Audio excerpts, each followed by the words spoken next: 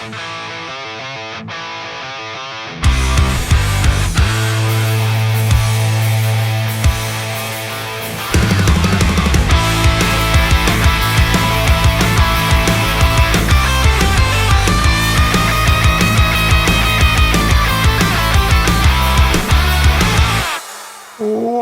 into the Stardom Fantasy Football Podcast. I'm your host, Steph McKinney, joined as always by Ashton Mitchell and Jacob Stevens. Hey, we are into round 2 of the playoffs. Only 4 teams left in most people's leagues. Ashton, you're one of the lucky few. How do you feel? Lucky? Luck? What is luck? How about that is fantasy football. I'm one of the skilled remaining teams. How are y'all doing? Where are y'all at? Honestly, I had a good week. Overall, I was 5-0. But I'm only in the playoffs in one of those leagues, our Dynasty League. So hoping that Stefan wins his matchup this week and I win my matchup and we face off in the finals. And we are hoping, I guess, that you win so you can bring a championship. You're not hoping I win. Pre-show, y'all were both telling me how you were not interested in helping me at all. You basically said you hope I die in a fire. We don't believe in collusion. It's not collusion. We said we were going to send you flowers, a podcast that talks about fantasy advice, and y'all were 100% not interested in giving advice to me. I can't purposely not pick up someone so that it benefits your team. That's not something I'm willing to do. That's not what I was telling you to do. You were told purposely me to drop a couple people. That's not. You said, "Hey, just slip Alvin Kamara out on the waivers. See what happens." Mm-hmm. Guys, what happens if the player that won last year, his name is now 2019 champion? If that is, I don't know how I would feel about that being on the trophy. He gets to choose his name, man. He's in charge of his own destiny. But I don't think he's going to win, so I don't think you need to worry about it. Okay. Thank you. We're going to do 2 shows this week for the first time in a while. So we're going to do half the matchups. We're going to do a new segment, playoffs risers and fallers, some guys that if you have on your team and they're falling down, maybe you put them on the bench or you drop them. And then we have some risers as well, maybe some guys that possibly you can find on the waiver wire, or if you were lucky enough to hold on to them, they're performing well. Maybe can take you to a championship. And then one little snippet of news. So let's start it off with a little bit of news. News and notes. Christian McCaffrey is not expected to play once again in Week 15. We talked about this a little bit last week. We said we're not sure if we're ever going to see him again this year, but as of this week, you're not going to get him. Maybe you'll get him for the championship game, which would be nice. Nice little cherry on top to maybe get you over the top and win it. But it doesn't look like you're going to get to play him this week. So another week of Mike Davis. He had 2 touchdowns last week, so maybe you can play him again this week. I heard George Kittle's moving around a little bit. If he George Kittle will come back next week to championship week and we both make it a championship week, he will be destroying you in Dynasty. I want you to know that. So I look forward to it. Did any of you ever draft CMC this year? Nope. I have him in a Yahoo league. How do you feel? I also have Mike Davis though. Okay, so you were fine. Yeah, you were so lucky. you feel okay. And it's like an 8-man league. So I have like James Robinson, Josh Jacobs. I have like 5 running backs I can play. That's to make you feel better as a manager league. Mm-hmm. Yeah. Like half the people don't really pay attention, so it's like I always get the first pick in the waivers. So it's just like stacking your team up. Yep. So it hasn't been too bad. But every week CMC's played, he's been great. So I've been playing him on the rare occasions that I can. But let's jump into the playoffs risers and fallers section. We'll start off with the risers. These are some guys that the last week or two have just been showing up, and I think you can kind of ride them out and continue to give it to the hot hand. We'll start it off at the top, though. Cam Akers. It looks like the Rams have completely giving him the keys to the backfield. He's getting a ton of carries, 21 2 weeks ago, 27 last week. He faces off against the Jets this week. Are you expecting the same production to come out of this? Yeah, I think he's just still going to keep climbing that ladder moving forward. I mean, and avoiding any coaching changes that would, take place in decisions, I would think that he's just going to keep riding it out. Yep. 29 carries and 2 catches, 31 touches. That is crazy. Yep. Yeah, we were talking about this before the show, and I thought Stefan meant over the last 2 games, and he said 27. I was like, yeah, okay, but it's 29 and it was in 1 game, so that is pretty crazy. And the Jets, then Seattle, you could ride that right onto the beach right there. I picked him up on waiver last week in 3 of my leagues. I was shocked that he was available, to be honest. I think you're just so high on the waiver. You know what I mean? Yeah, you had that. Yeah, was I there? Yeah, I had him in the main. I drafted him in the main league and then ended up dropping him about halfway through the year just because it didn't look like he was going to ever get the carries. It looked like it was going to be more of like, let's wait and see, maybe get him more implemented in the offseason. The only team I held on to him in was Dynasty, just because I knew I'd get him next year and maybe he'd be a bigger part of the offense. And luckily enough, he got more implemented around week 12, and it just seems like it's been going up and up and up since. So I think over these next 2 weeks against the Jets and against Seattle, you can lock and load him, have faith that he's at least going to get the touches and the carries and good matchups. So should be nice. Next up on the list, another rookie who's just been coming around, Jonathan Taylor. We were all frustrated with him.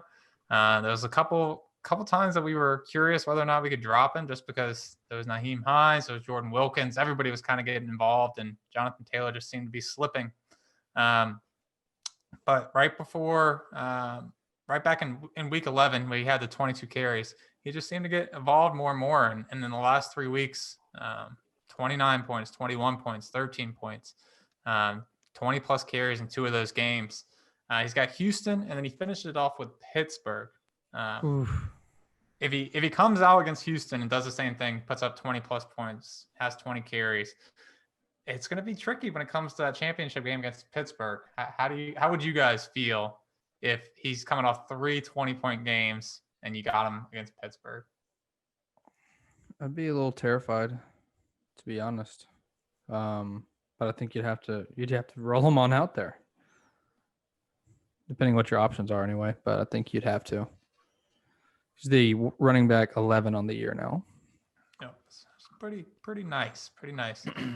And just the way that the Colts move the ball for the most part, they have a big trust in their running backs. They got a good offensive line. It'd be tough to sit him against Pittsburgh. It's definitely a scary matchup in Pittsburgh, but I think you probably have to roll him out there. Next up, another Colt, T.Y. Hilton has returned from the dead. Just catching touchdowns left and right. I don't know how much faith you have in T.Y. Hilton at this point. I mean, we went like basically the whole season with him doing nothing. And then over the last 3 games, he's had monster games, 23 points last week, 21 points the week before, 16 points the week before. But other than those 3 games, he hadn't scored in the double digits. He gets Houston and Pittsburgh, just like Jonathan Taylor. How do you feel about plugging in T.Y. Hilton? Are you still a little bit scared? I'm a little skittish on that one, just because he burned me so many times early in the season. But it definitely seems like they're starting to figure something out, and that connection is working out with old P. River and T.Y. So, I mean, if he does, if he's kind of the same situation with JT, if he lights up Houston and the targets are there, man, I mean, it's gonna be tough to sit him. Yep.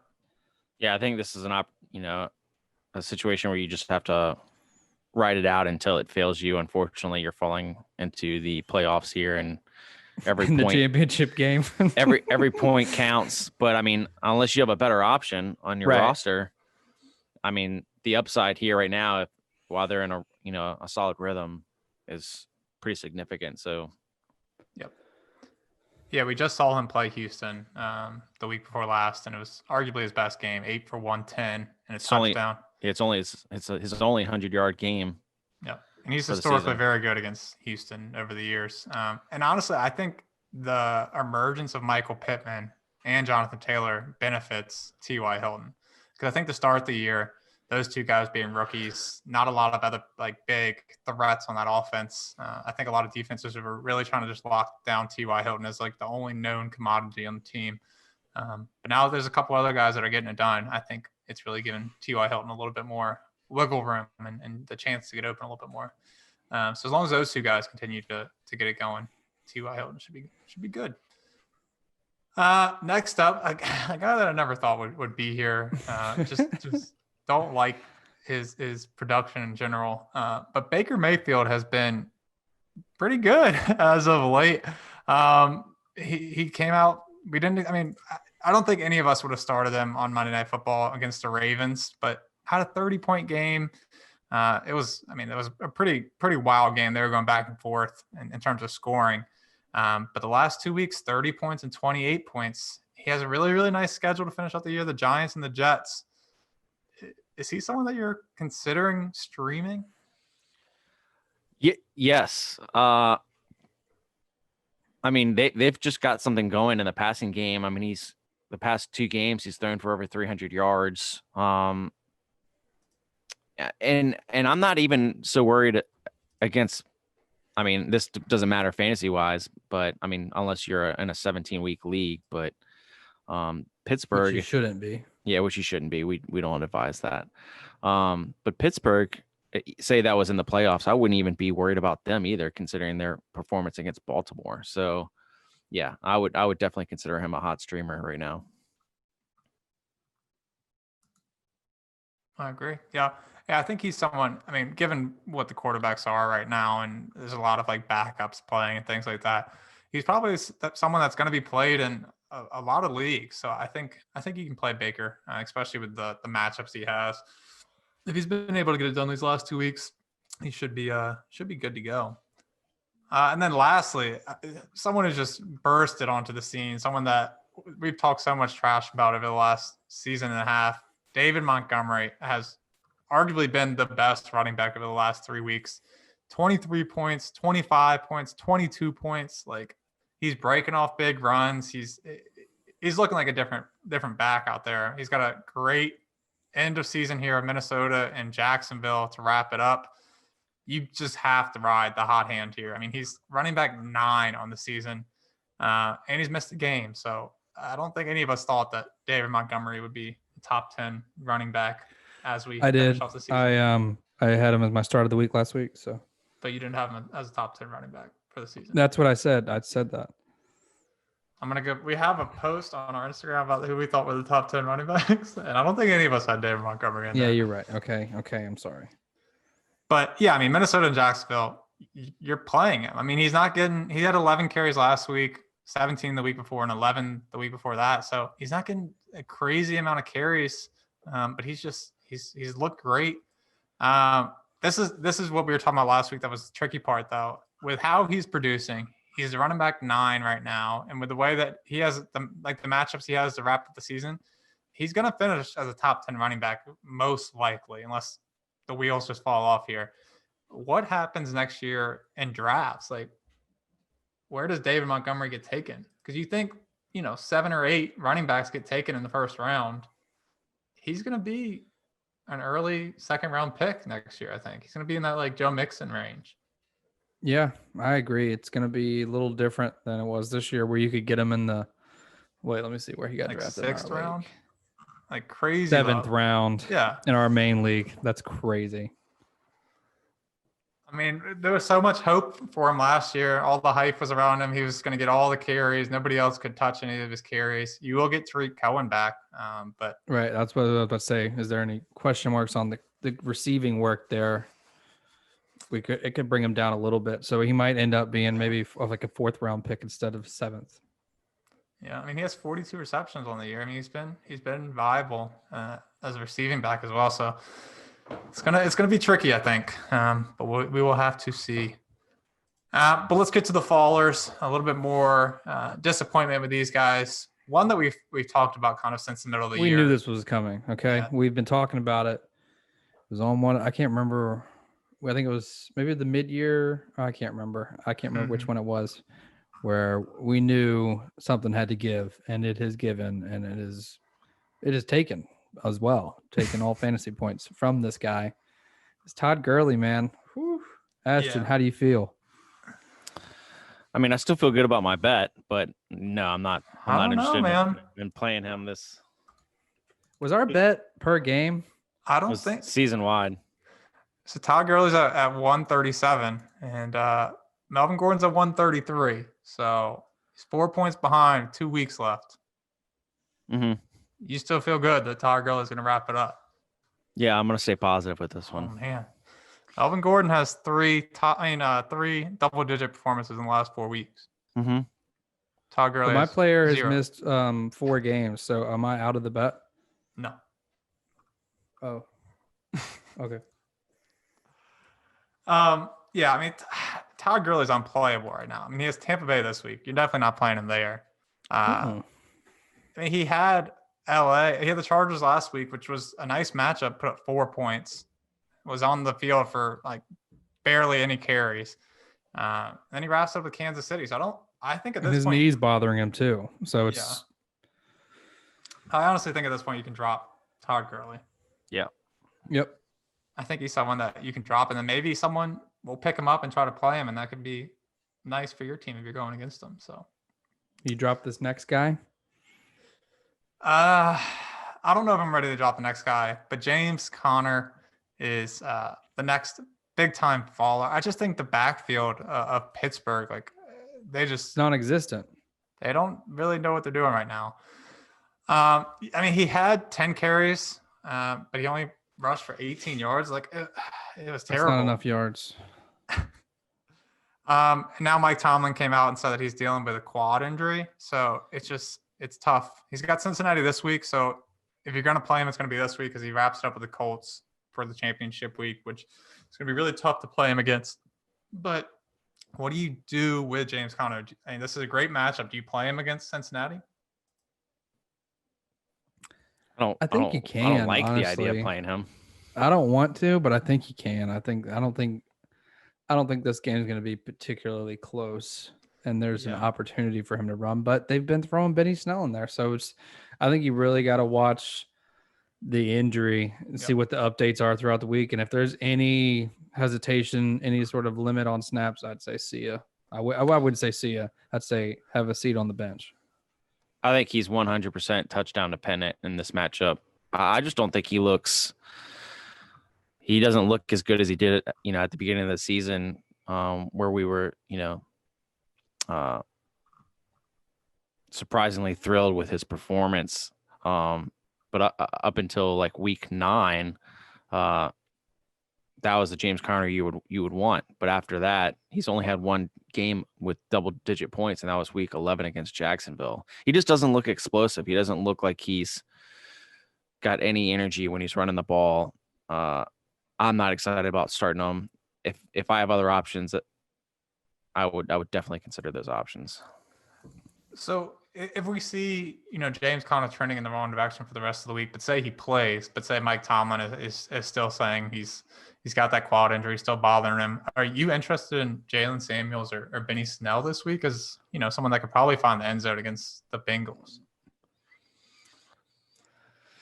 Oh, I don't know, man. I'm looking at last time he played the Bengals. He had 13 carries for 36 yards.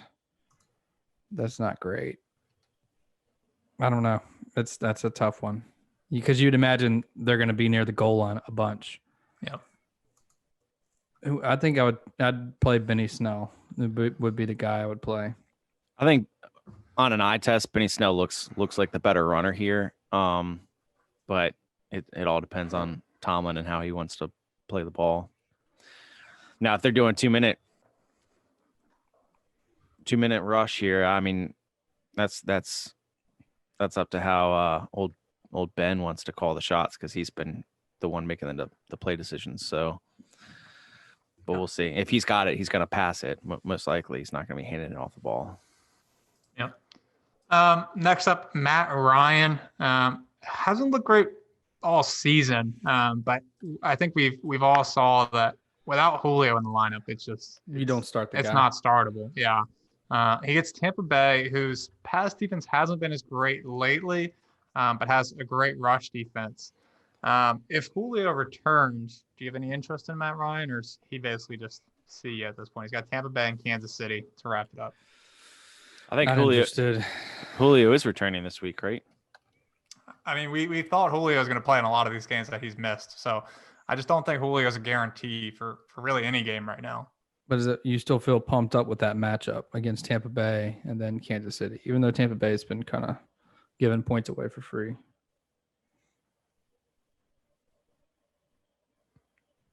Do you like them? You want them? Who are you asking? Oh, you asking me? Mm-hmm. I mean, if Julio's back in, I mean, no, Matt Ryan's not the QB that I'm targeting to get. But I mean, if you say you have him and you're limited with options, I think you can feel more comfortable if Julio's playing to play Matt Ryan. Mm-hmm. Fair. You play Matt Ryan or Jared Goff against the Jets? Jared Goff. I don't like that, but Jared Goff. Matt Ryan or Tua against New England? Matt Ryan. Tua had a great game last week. I think it's the highest scoring quarterback on the week. Oh, no, it's like the second highest scoring quarterback. Look, Matt Ryan has only scored over 20 points one time in the last 6 games that he's played. Yeah, he's been bad. 7 games.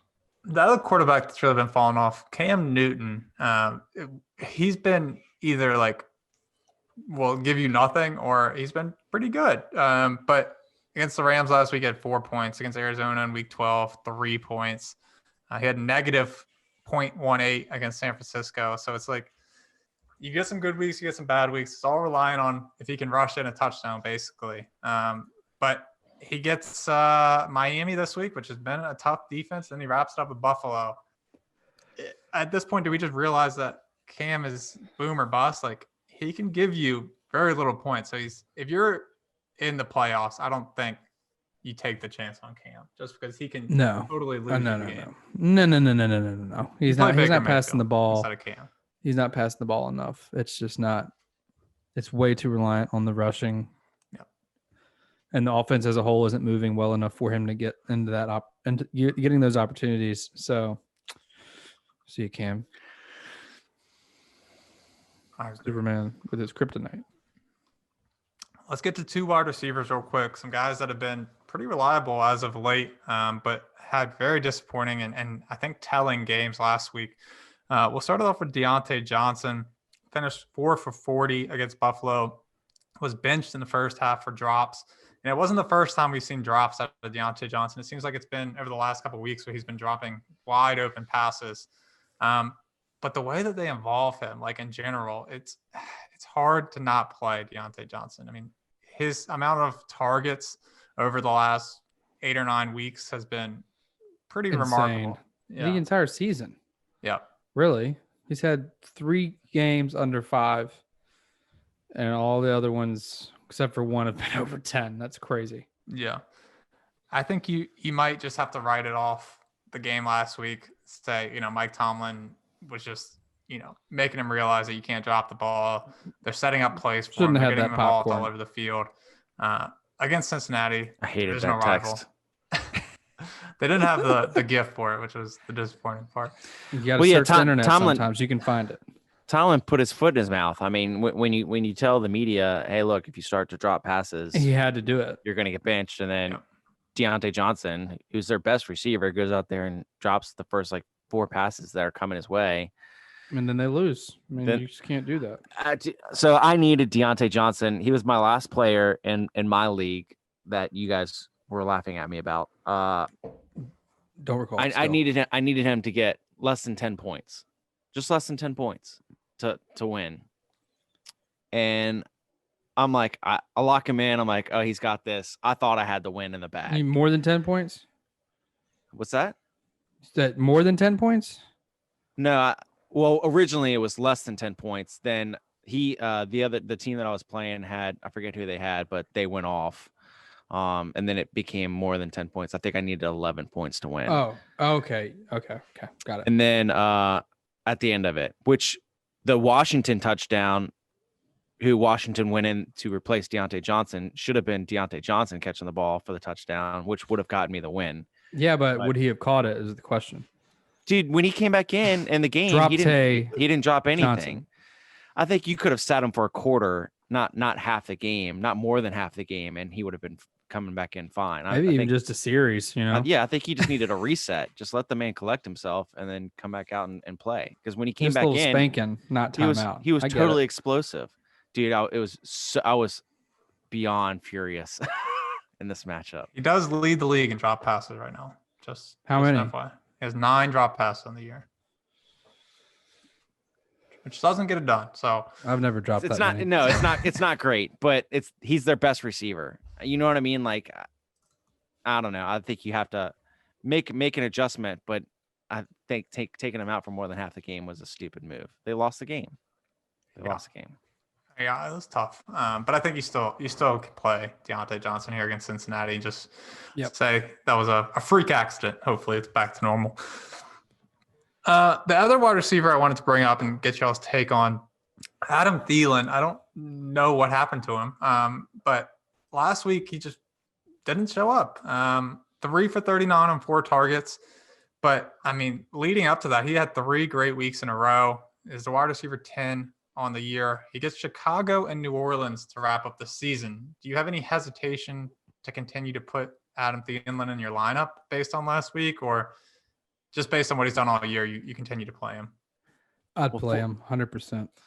4 targets is pretty weak. I mean, he also dropped a touchdown pass. It wasn't a good pass, but he almost one-handed a catch, and that would have changed the narrative of his week. Still would have been a lot of low targets, but it's Tampa Bay, so who knows if they were targeting him and kind of let Justin Jefferson. But I don't think either one of them Justin had Jefferson great wasn't much better. It wasn't a good game for the Vikings. I mean, it's Tampa Bay. I'm not really worried about Thielen. I'm hooked on a Thielen.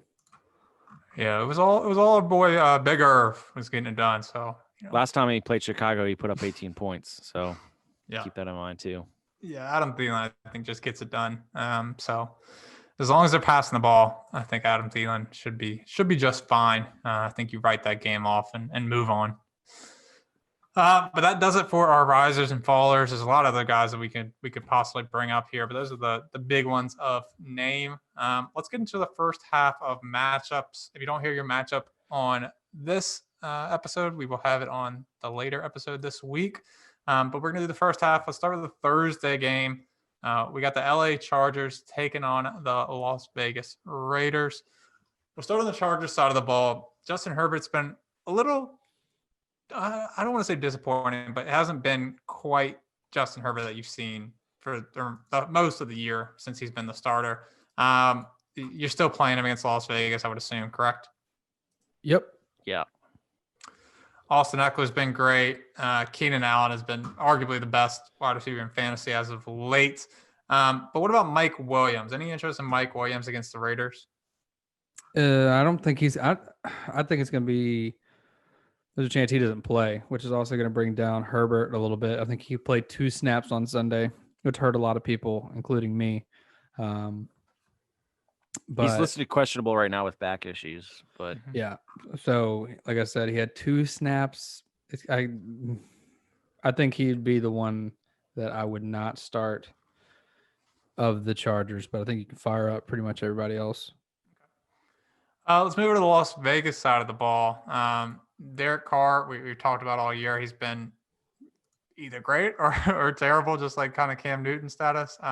But has put together 2 great weeks in a row, 23 points against the Colts last week and 31 against the Jets the week before. It's a good matchup against the Chargers. Any interest in Derek Carr? Yeah, I think he could have another good week this week against the Chargers defense. Stefan, would you start him? No. Just what he's done to me in the past. So he'll probably have a great game this week. Yeah, if Stefan's out, I'm in. You know what I mean? Yeah, definitely in on Carr. I'm not super excited about it, but I think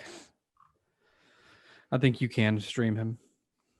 He is the QB 12 on the year. Kind of wild. That's fair. Josh Jacobs did the ultimate troll job and told all of his fantasy owners he wasn't playing, and then proceeded to play. Real jerk move. Jacobs, I don't know if he lost out on too much. He didn't have a fantastic game, but middle of the pack, 13 for 49, 3 catches for 25, average game. But the Chargers, another great matchup. I think you're plugging him in as long as he's a go. Running back 7 on the year. He still is listed as questionable. He had a limited practice today, but I think he should be fine by Thursday. They're probably just giving him a little break. Nelson Aguilar again just seems to score touchdowns. And I guess this Chargers defense, Chargers secondary, they gave up a lot of points. What do you guys think about Nelson Aguilar this week? I think he's playable. I don't feel super comfortable, but I think he's playable. Yeah, flex play if you need him. If you don't have other options. That's fair. And then obviously Darren Waller is a weekly play for you. The baller. Let's jump over to the next matchup. First matchup of Sunday, Buffalo taking on Denver. Josh Allen has been pretty great and reliable. Josh Allen should be in everybody's lineups. Josh Allen or Justin Herbert? Josh Allen. Thank you. Asking for a friend. All right, of course. I think Stephon Diggs is one of those other guys that can compete with Keenan Allen for arguably like the most reliable wide receiver over the year. He's just been fantastic, like double-digit points after double-digit points. Only 2 games all year under 10 points. Like that's about as good as it gets. And both those games were 7 points apiece. So he's never ruined your week. Josh Allen is just a steady, locked and loaded player every week. But what about Cole Beasley? Didn't have the greatest of games against Pittsburgh, but gets a little bit of a nicer matchup here against Denver. Any interest in Cole Beasley? Yeah, I think he would have a better week in Denver than he did last week against Pittsburgh. Yeah, I mean, I would say a flex position at best, but I don't know. Cole's just been. He's been a solid boomer bust player this year, but when he booms pretty big and he brings it home, which is really nice. And against teams that you didn't think he would, go against that high. I mean, the Arizona matchup in week 10 was really good. San Francisco, their defense is hit or miss, but Denver, I could see him perform pretty well if he gets the targets. Yeah, I also feel like he has somewhat of a safe floor. I mean, he's going to have some points. He's never going to goose you. Like, he's had a couple games under, like this past game was his 3rd worst game at 6.6, but overall he's been around 10 to 12 points, kind of average. So yeah, he's only had 2 games this year under 5 points, or 1 game under 5. Yeah. Not week 8 and 9, he had 5.3 and 5.4 and 3.4, which is pretty sweet. So yeah, he's been a solid play. Yeah, wide receiver 2. He's 22 on the year. So what if I told you that Cole Beasley is higher on the year than Deontay Johnson? Oh yeah, Deontay Johnson's 28, right? Yep. But we're all about Deontay Johnson. Well, who has the most targets? I don't know. I think it'd probably be pretty close. Cole Beasley gets a lot of targets. 92 on the year for Cole Beasley. Deontay Johnson has 113. 1 million. But I guess with that question, would you play Cole Beasley or Nelson Aguilar? Cole Beasley. It's pretty close, I think. I'm not that confident in my answer, but it's too close. It's too close to call. And they both have good matchups. I just lean that more on Josh Allen than I do Derek Carr. But you love Derek Carr. You did say that. I love Derek Carr for you, and you refused to. Gotcha. All right, let's move over to the other side of the ball with Denver. Again, we had a weird, good Drew Lock week. He reminds me a lot of Derek Carr. He just randomly good. Yeah. put together 21 for 27, 280 yards, and 4 tutties. Had the fumble, though. Ended up with 25 points against Carolina. This Buffalo defense isn't quite the Buffalo defense that we're used to. Again, do we take the bait and potentially stream Drew Lock? I'm not interested. Yeah. I'm just not a Drew Lock fan. Leave that for someone else. Yeah, we saw a big week against Atlanta back in week 9 where we had the same question. He had 29 points. He had Las Vegas the next week. We're like, is this, Drew Lock time? Then he came out and scored 6 points. So it's like, I think it's a hoax. It's smoke and mirrors. He's faking you out to disappoint you once again. So yeah, I think Drew Lock can remain on your bench or on your waiver wire. But what about the running back situation again? Melvin Gordon, another double-digit week for him, 13 for 68, 3 catches for 23 yards, ended up at 10.6 points. And Philip Lindsay was, again, nowhere to be found. Had 11 carries, but 24 yards, ended up with 4 points. What do you make out of this backfield at this point? Yeah, I think you're going to have to roll with Melvin Gordon if you start anyone in their backfield. Obviously, Lindsay's not on the radar right now. Yeah, and I think we forgot to touch that. We have 2 Saturday games this week. Oh yeah, guys. This is one of those games. Just wanted to throw that out there. Thank you. So make sure your lineups are set before Saturday. If you have players in the Bills and the Broncos game, as well as Carolina and Green Bay, which we were about to discuss. So we were talking about running backs. Yeah, Gordon's questionable, right? Philip Lindsay. He is questionable. Yeah, but I don't think monitor that. Yeah, because if he's out, would you play Lindsay? If he's guaranteed to be out, sure. Okay, but Philip Lindsay's questionable as well. So he was a non-participant in today's practice, dealing with a shoulder injury. But I would think, I'm talking about Gordon. I would think that they're just giving him time to rest, and then he'll be back in this week. I guess, what range do you have Melvin Gordon at as of now? I mean, he's been really disappointing in the middle of the season, but has come on as of late. Over the last 4 games, he's given you double-digit points, 3 of them. What range of confidence do you have Melvin Gordon in? Who's someone similar that you think you can kind of have him in that same kind of statistical range? Maybe like Damian Harris. Do you think he's kind of a similar confidence level with Damian Harris? Yeah, probably something like that. I'd say higher than Damian Harris right now. Okay. Just based off of his, the New Orleans game wasn't good for him, but he played well against Kansas City. He played well against Miami. Carolina, that's not a shocker there. I'm actually surprised he didn't have more points in that matchup. I actually agree with Ashton. Probably a little higher than that. Yeah. I'm looking at some logs. Mm-hmm. Would you play? You could look in the last 7 weeks or so, and he's had his worst games, and that's when Lindsay's been there full on. Would you play DeAndre Swift against Tennessee or Melvin Gordon? Swift, yeah. Okay. All right.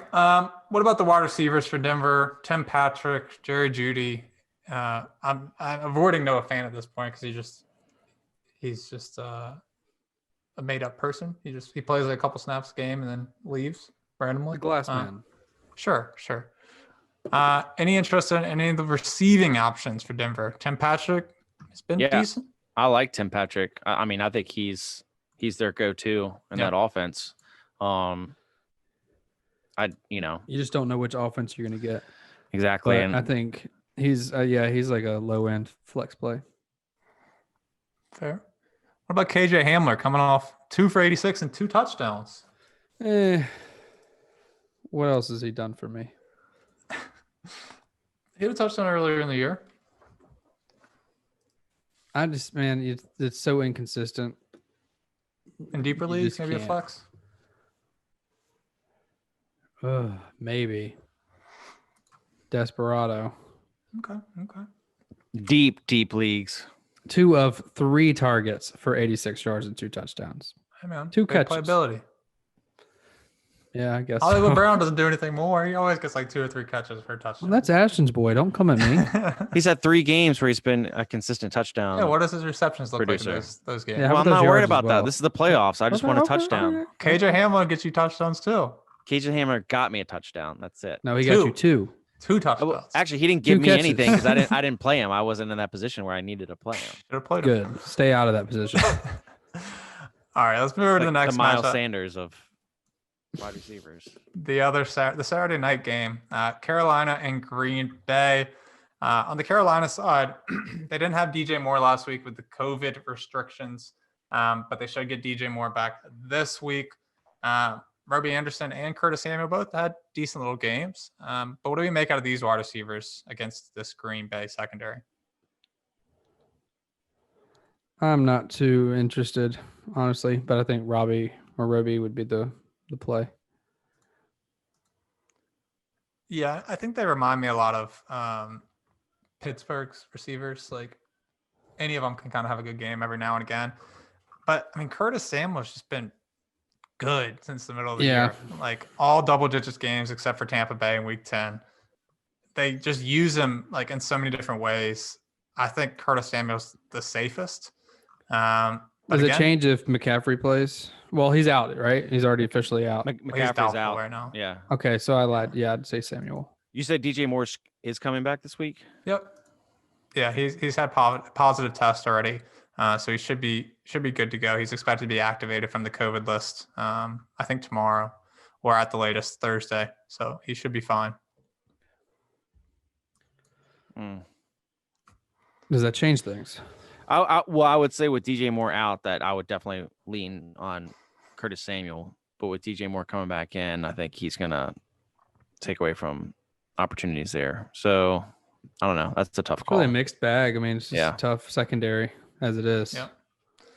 Yeah, I think Curtis Samuel's the safest just because the secondary is tough, but they should be able to use him as more of a with McCaffrey out, rusher. I totally agree. Okay. But what about Mike Davis and Teddy Bridgewater? This is a great matchup for running backs. Do you expect some more touchdowns from Mike Davis? Yeah, you're going to start Mike Davis. Yep. What about Teddy Bridgewater? Any interest in good old Teddy? Not this week. I mean, he's been better than Matt Ryan when you look at his games. Like he's giving you some good games. Much, Stephen. Let's be real. That's understandable. He's been better than Cam Newton. So. And he's put up big games against some tough opponents, like 28 points against Kansas City, 19 points against Tampa Bay, 19 points against New Orleans, 20 against Denver. Like he's put up good games against tough matchups. So I don't know. I think if you're in a pinch, he can be streamed. Okay. Fair enough. All right, let's move over to the Green Bay side. Aaron Rodgers is potentially the front runner for NFL MVP. So, I mean, just play that guy. Aaron Jones had a little bit of a below average game against Detroit last week where we expected him to be fantastic. Only put up 8.5 points. Any concern with Aaron Jones, or you just it's Aaron Jones, you're starting him. I mean, yep. I have him. I'm a little concerned with his opportunity each and every game. But when he's on, he's too big of a player to bench. Agreed. Devontae Adams is some sort of freak of nature. Don't understand it. He's wide receiver 2 and he's missed 2 games. You know how many points he's averaging per game on the year? No. 22 points average. Oh my gosh. That is wild. That's a wild number for That's pretty wild. a wide receiver almost at the end of the season now. On that note, did you guys see his receptions and versus drops numbers? It's like 119 receptions and 0 drops for the year. Nice. Might have been even more than that, but it was ridiculous. 0 drops. Pretty impressive. It's pretty wild. You hear that, Deontay? Why don't you take some lessons? Yeah, man. Seriously. Give me some more playing time. Learn from Devontae Adams.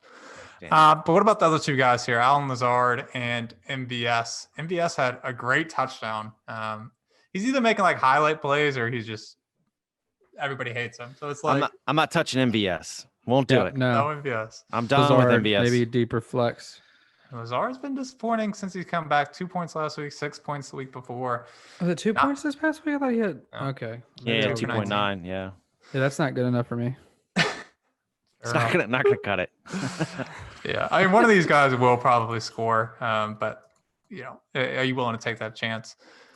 Robert the Onion Man. Take Tunyon over both of those guys. Yeah, Tunyon the Onion is getting it done. Tight end 4 on the year. 4 games in a row, double-digit scoring. I told y'all, Stefan. Told you, Stefan. I was done with him. I thought you could get rid of him. You laughed when I said sayonara. he was going to be a top 5. I agreed. He's good. Thank you, Jacob. Congratulations. So yeah, play some more of the Onion Man. Let's move on to the first Sunday game. We got Houston taking on the Colts. We've seen this matchup 2 weeks ago. We'll start on the Houston side. Deshaun Watson has been surprisingly fine since Will Fuller left with suspension. I mean, 16 points against the Colts back 2 weeks ago. 19 points against the Colts 2 weeks ago. Didn't have any passing touchdowns. What do you make of Deshaun Watson here? Is he still someone that you're consistently playing, even in this really tough matchup? Is Cooks out? He's still questionable. He should be back. I'd look elsewhere if I could for this matchup. Okay. If I could. That's not saying I can. Oh, okay. Would you play Derek Carr? I don't know if I want to look that far down. He said he was quarterback 12, man. That's not that far. Hey, man. Teddy Bridgewater? No, I'd rather play Carr over Bridgewater probably. What about Phillip Rivers on the other side of the ball? Yeah, I'd take P. River. Over Deshaun? Probably. Phillip Rivers has been good.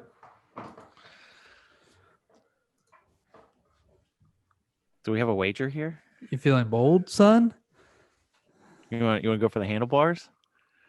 No, I do not. Not on this. It's a tough one to rely on. All right. P. Rivers. I'll put that back in my pocket. Thank you. All right. Fair enough. All right, let's talk about the other guys there for Houston. David Johnson is expected to play this week. There's a good chance he returns from the COVID list. Any interest in David Johnson? I have interest in him scoring a lot of points so I could catch up with you guys in our bet. But like I said previously, that he missed 4 games. So not really fair, and I should probably be excluded from it since he's 30-something points behind. You're biased when it comes to DJ. That's what I said. 4 games he's missed. Come on. I'm not. Yeah, it's not looking good. Yeah, potentially not getting it going. But this week, would you play David Johnson? No. No, not if you play David Johnson or Todd Gurley. David Johnson. Todd Gurley. No, come on, man. He can catch the ball, which is possible. But that's the problem. That's what's been the big problem is Watson just scrambles and doesn't really throw it, and that's David Johnson's best attribute. Yeah. All right. What about the receiving options here? We're expecting Brandon Cooks to be back. Kiki QT found the end zone last week, but also fumbled. Finished up with 7.9 points. What about those two guys? Any interest in them? Play Cooks. Yeah, if he's back. I think QT could be a solid streamer. Yeah, I played QT last week. I think he's fine. I mean, this is where you had the big game of the year, 8 for 141 against the Colts 2 weeks ago. So would you play QT or Tim Patrick? Patrick. I don't know. It's tough. I think those two are pretty close. This is a good comparison. Yeah, I kind of group like guys like QT, Keelan Cole, Keelan Cole, and then I remember Keelan Cole, Tim Patrick. I kind of group them all in the same category. I'm not saying they're all ranked like the same, but in the same area there. That's fair. Solid streamers, hit or miss. Yeah. Yep. All right, let's go over to the Colts side of the ball. We just talked about P. Rivers. I think he's in the streaming category this week against Houston. It's a nice matchup. He's been consistently around that 18 to 20 point range, which I mean, at this point in the season, if you need a quarterback, I think he's someone that you can think is pretty safe for the most part. Yeah. Jonathan Taylor's coming off a career game, 20. He's in there for 150 and 2 touchdowns, looks super explosive. He should be a great play. 2 weeks in a row, over 20 points. So yeah, play Jonathan Taylor. What about Nyheim Hines though? He's kind of stepped back in the role, but is still getting production. Is it floats around that 10-point range? What do you make out of Nyheim Hines? Is he on that flex category for you? He almost had a touchdown this week. He dove, landed on the 1 yard line, right? Mm-hmm. Yeah. So, yeah, I would still stream Nyheim Hines. Yeah, he's got some flex appeal in this matchup. I agree. And lastly, T.Y. Hilton, we talked about in the risers for the playoffs. He's coming off 2 or 3 great games, and one of those included Houston. So I think, again, you just ride the hot hand. He's getting all the work. This is a good matchup for him. They're at home. Thank you, Rod. T.Y. Hilton. Yes, sir. And lastly, any interest in Michael Pittman? I think if you had to, you could play him. Yeah. Hasn't been quite as good since T.Y. Hilton's been having the good games. But before that, he was breaking out. So I think it could really go either way with him and T.Y. Just T.Y.'s been a little bit hotter as of late. Let's move on to the next matchup. Detroit taking on Tennessee. The potential that Matt Stafford doesn't play in this game and we get Chase Daniels instead. What does that do in terms of Marvin Jones, potentially if somehow Kenny Golladay plays, which it doesn't seem like he ever plays anymore? What does it do to any of the receiving options? TJ Hawkinson, what do y'all make out of those guys if it is Chase Daniels? I'd say it definitely brings them down. Yeah. We saw him be somewhat capable last year, Chase Daniels, but it's not what I want. It's not Matty Stafford. I won't have it. I think their run game is going to have to take a big step up here. But if Kenny G's in, will you play him? No. I think the only one I'd have confidence in is TJ Hawkinson. Yeah, Hawkstrap. Go ahead. Asking for a friend. If Stafford's out, do you play Hawkinson or do you play Logan Thomas? I think Logan Thomas against Seattle. It's a good matchup. Even with with Washington's, he's supposedly going to come back and play this week. Okay. I think even if he doesn't play, I think I'd go Logan Thomas. But I think I'm a little bit lower on DeAndre Swift with the idea of Chase Daniels under center than you guys are. I mean, he's been great since about week 4. But last week concerns me. I mean, he had a great matchup, only ended up with 7 carries. Other than the touchdown. Coming off the sickness, man. Give him a break. Yeah, but I mean, we haven't seen that he's going to be any more involved this week. So I'm not 100% confident in DeAndre Swift.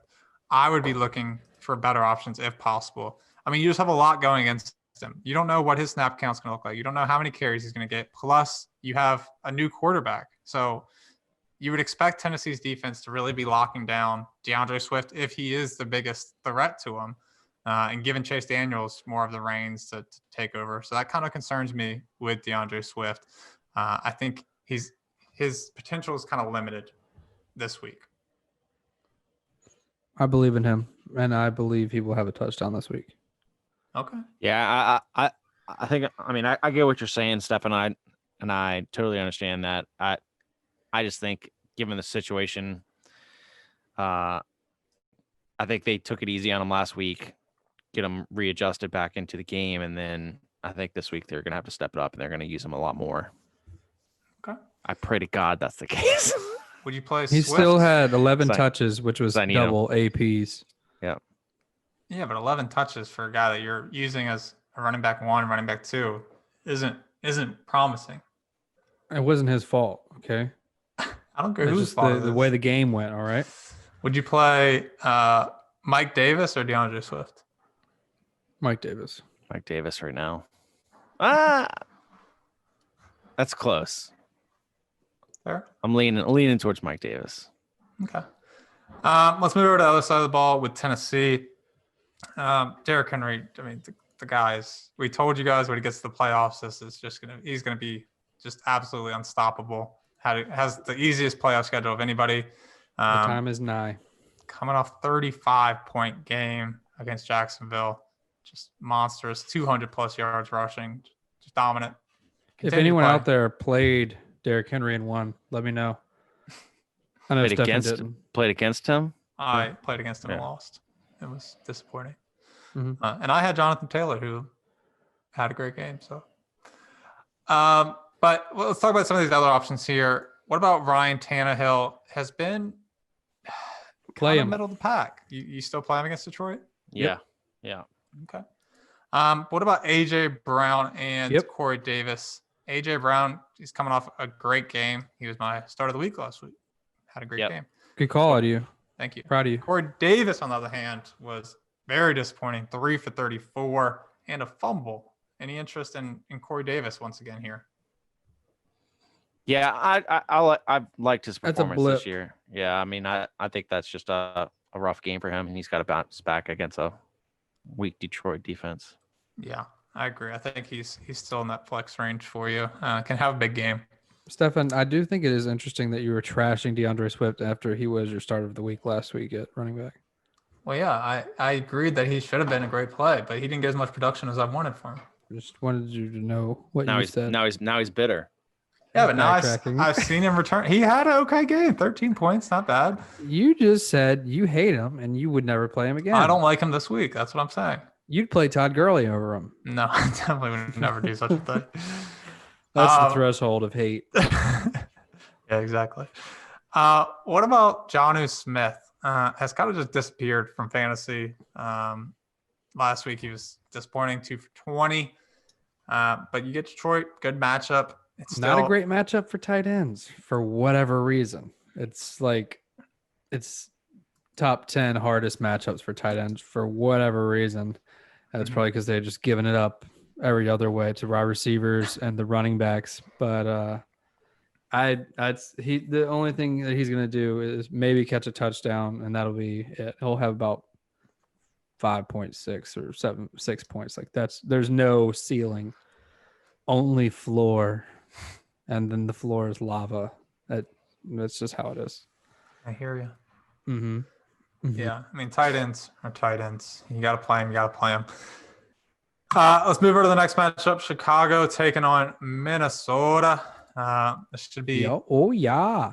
This should be actually a pretty fun game to watch. What do we expect out of Mitch? He's another one of those quarterbacks who randomly is okay to play. Coming off a 24-point game against Houston. This is a pretty good matchup for quarterbacks and wide receivers overall. They do give up a lot of points to wide receivers, especially. Do you expect Mitch to still be in that streaming category this week? I don't think you could pay me to play Mitch Trubisky. I just can't do it. I don't know why. I hate him so much. But I think he's definitely streamable for other people, just not me. You play Mitch or Drew Lock? Mitch. Okay. Just want to see how low you'd go. Rushing. He's got some rushing. Would you play Mitch or Alex Smith against Seattle? Alex Smith. I'd play Mitch. Sorry, Dink and Dunker. David Montgomery, as we said, has been terrific. Yep. Allen Robinson as well has been great. Anybody else on this team that you'd be willing to start? Maybe Cole Kmet as a tight end option, but other than that, anybody else? Nope. No. Interest in the Moon Man. I think the Moon Man scored last week. He did. I watched it happen. I was very proud of him. But no, not at all. Nothing with the Mooney, huh? All right, fair enough. Let's move over to the Minnesota side of the ball. What about Kirk Cousins against Chicago? Would you play Mitch or Kirk Cousins? Mitch. I think I'd play Mitch. It's a tough matchup for Chicago, but I mean, Kirk Cousins as of late has been pretty good. Since week 9, he's put up between 17 to 26 points every week. So he's a riser.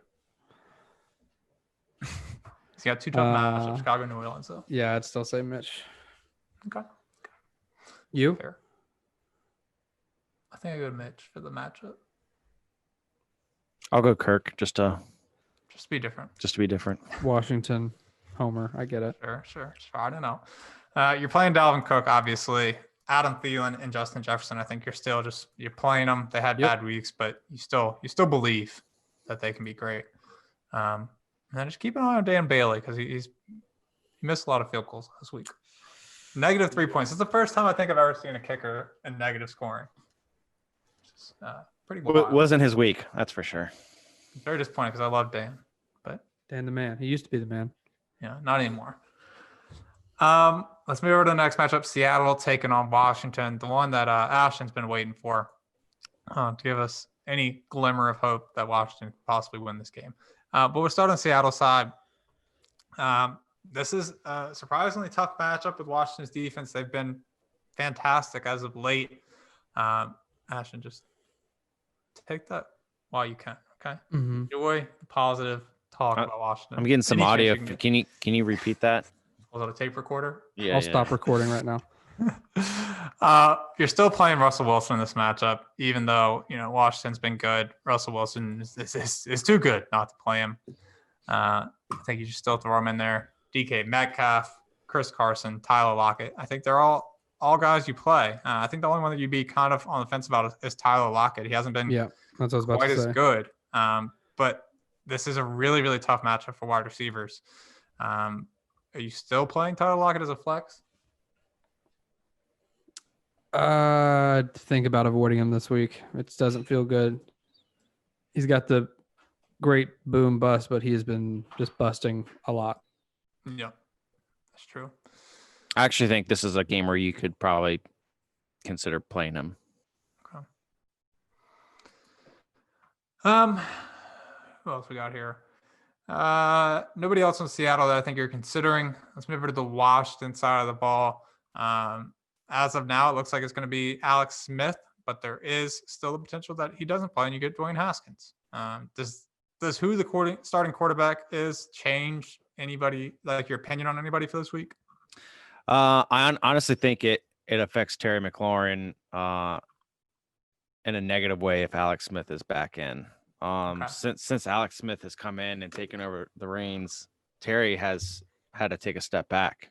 No deep passes, man. He's got two tough matchups though with Pittsburgh and San Francisco in the last 2 weeks. But in my opinion, he's the talent of a top 10 receiver, and he's not getting any of the opportunity there with Alex Smith. So yeah. I think if Dwayne comes in and plays, then that increases the opportunity there for Terry McLaurin.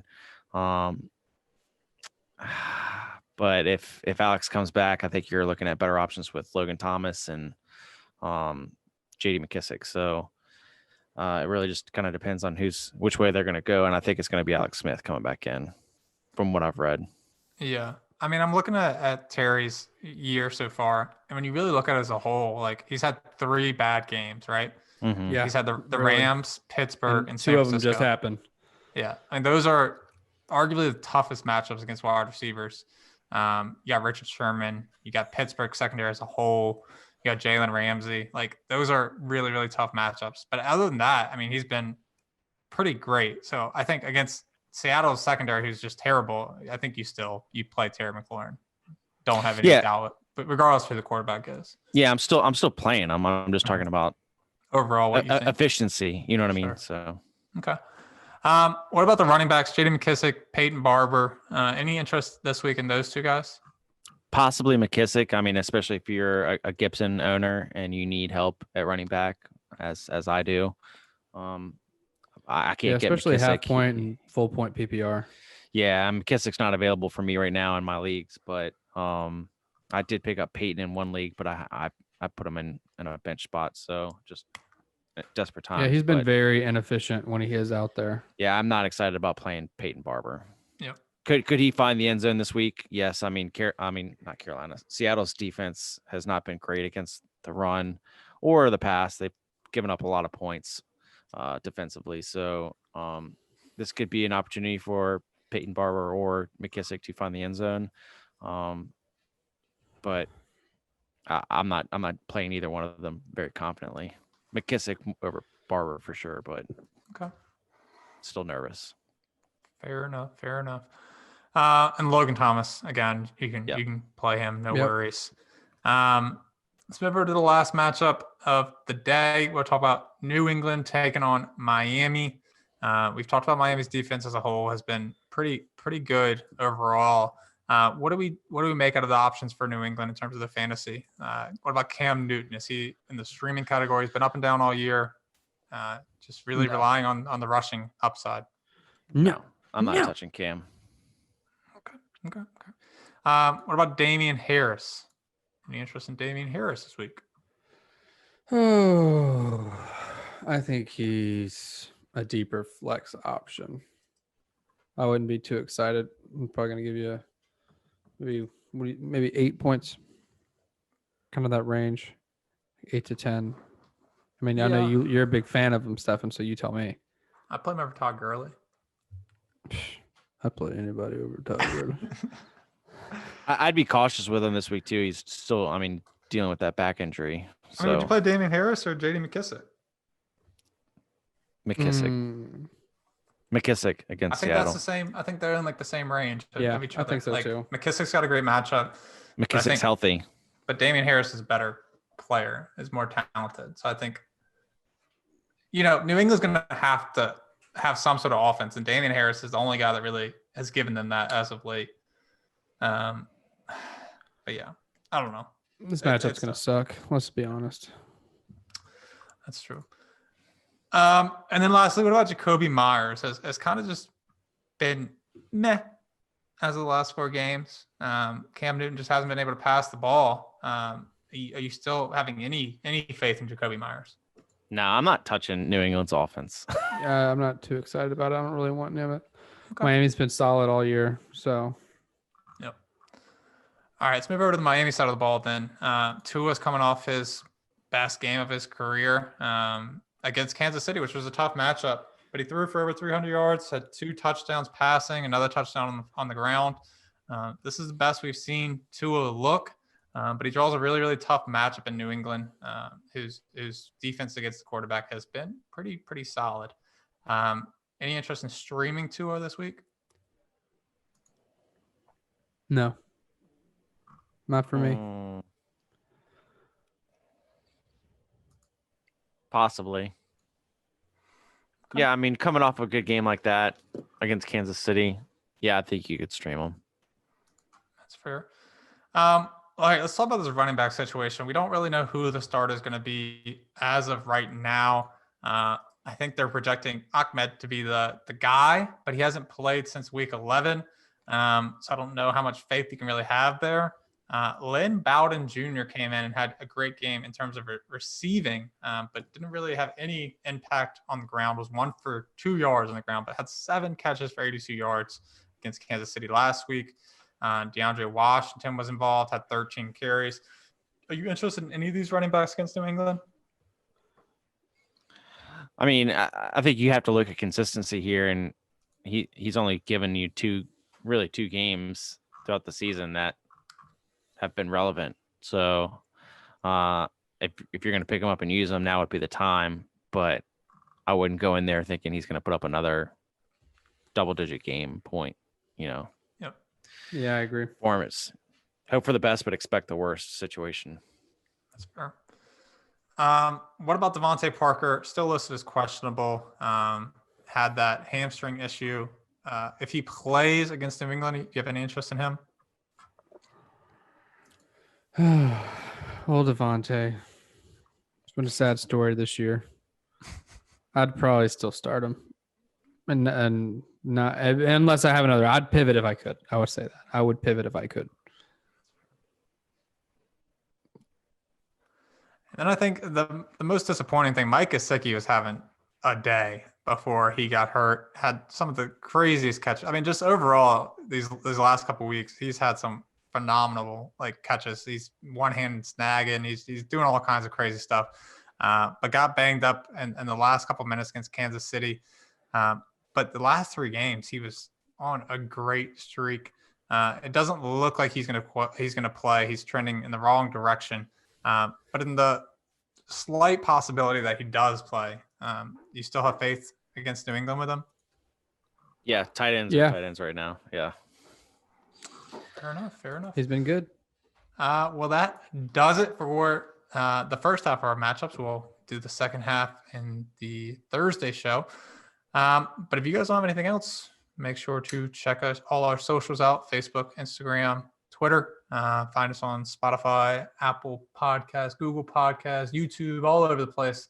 We'll try to get up that water bet video on our socials so that you guys can see Jacob get wet and Ashton laugh at him. And we'll go from there. We'll see you guys on Thursday. Goodbye.